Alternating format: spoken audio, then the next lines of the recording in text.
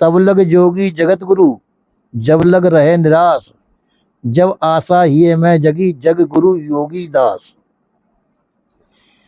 योगी जगत का गुरु कब तक है? जब तक वो निराश है संसार से। संसार का उसको कुछ भी नहीं चाहिए। जब तक वो संसार से निराश है, जब तक वो जगत का गुरु है।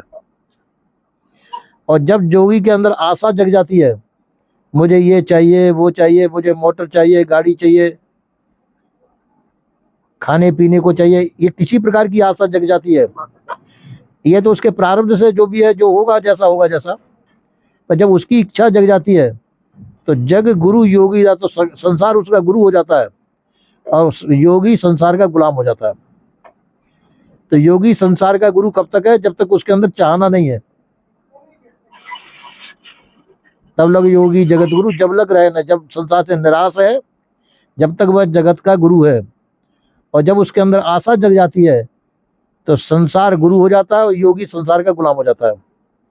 क्यों? संसार से मांगने लग जाता है वो, मुझे ये चाहिए, वह चाहिए। संसार पूर्ति करता है, संसार पूर्ति नहीं कर पाता, किसी की भी इच्छा की पूर्ति कोई नहीं कर पाता है।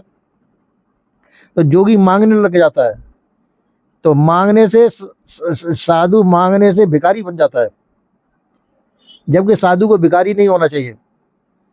साधु तो दाता है, ज्ञान बोध विचार का दाता है साधु, मांगता नहीं है। मांगता भिखारी साधु नहीं होता है।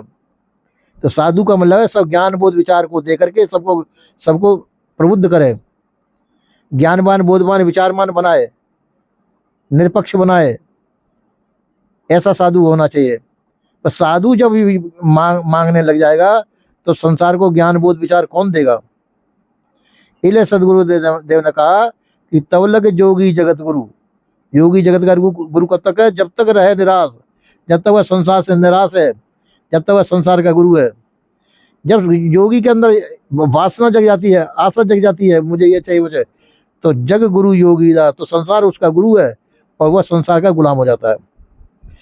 तो इसी प्रकार से संसार का योगी को संसार से परे होना चाहिए, सभी प्रकार की इच्छा वासना चाहना से रहित होना चाहिए। तो वो अपना कल्याण कर सकता है, संसार का भी कल्याण कर सकता है। और कल्याण कब हो सकता है? जब उसके अंदर किसी प्रकार की चाहना नहीं होगी। कोई भी व्यक्ति कल्याण कब तक कर सकता है? जब तक उसको किसी प्रकार की चाहना ना हो। और चाहना उत्पन्न होते ही वो अपने कल्याण से दूर हो जाता है। तो इसलिए उसको जो है अपने कल्याण चाहिए, तो किसी प्रकार की चाहना न करे, सभी प्रकार की इच्छा वासना चाहना से रहित हो जाए। इच्छा वासना चाहना से अलग होकर के ही हम अपना कल्याण कर सकते हैं। तो इसी प्रकार से जो है परबाज्य, ऐसा हम नहीं कर पाते। क्यों? अनादिकाल के संस्कार हमारे अंदर भरे हुए हैं, उसमें संसार ही भरा हुआ है, संसार की चाहना भरी हुई है। तो संसार की चाहना भरी होने से हम संसार से मांगने लग जाते हैं, और संसार से मांगने लग जाएंगे तो हम अपने अंदर से खोखले हो जाते हैं, हमारा ज्ञान बोध विचार सब लोप हो जाता है, लुप्त हो जाता है। जबकि आप ज्ञानवान बोधवान विचारवान हैं, आप अपना ज्ञान के द्वारा अपना कल्याण करने में समर्थ हैं, वह सामर्थ्य तुम्हारी खत्म हो जाती है, क्योंकि तुम संसार से मांगने लग गए। तो जोगी को चाहिए संसार से कुछ ना मांगे, और संसार से मांगने से संसार कुछ दे भी नहीं सकता है। अपना प्रारब्ध का होगा, वो प्रारब्ध का ही मिलेगा, संसार कुछ भी नहीं दे सकता है। पर संसार से मांगने से हम दीनहीन दरिद्र लाचार हो जाते हैं। तो दीनता हीनता लाचारी को खत्म करना है तो हमको मांगना छोड़ देना चाहिए, किसी प्रकार की इच्छा वासना चाहना नहीं रखनी चाहिए, और अपने अंदर अचाह हो जाना चाहिए। जब योगी अपने अंदर अचाह हो जाता है, साधु अपने अंदर अचाह हो जाता है, सभी चाहना से रहित हो जाता है, तो अपने स्वतंत्र पद पर स्थित हो जाता है। क्योंकि साधु का पद स्वतंत्र है, सभी प्रकार की लाचारी से रहित है। साधु लाचार नहीं होता है, साधु सामर्थ्यवान होता है, क्योंकि उसको कुछ भी नहीं चाहिए। जिसको कुछ भी नहीं चाहिए संसार से, तो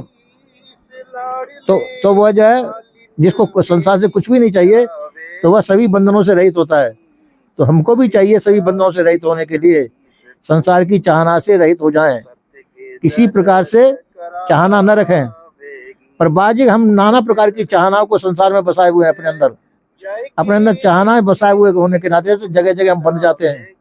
संसार की इच्छाएं, अपने संबंधियों की इच्छाएं और नाना प्रकार की इच्छाएं हमारे अंदर बसी हुई हैं, उन इच्छाओं में बंद करके हम संसार के गुलाम हो जाते हैं। संसार की गुलामी छोड़नी है तो सभी प्रकार की इच्छा वासना चाहना से रहित होकर हम स्वतंत्र स्वाधीन हो सकते हैं, और वह स्वतंत्र स्वाधीनता ही निर्बंध पद है और अपना निर्बंध पद में स्थित हो सकते हैं। ऐसा सदगुरु श्री कबीर साहब का कहना है। बोले श्री सदगुरुदेव की जय।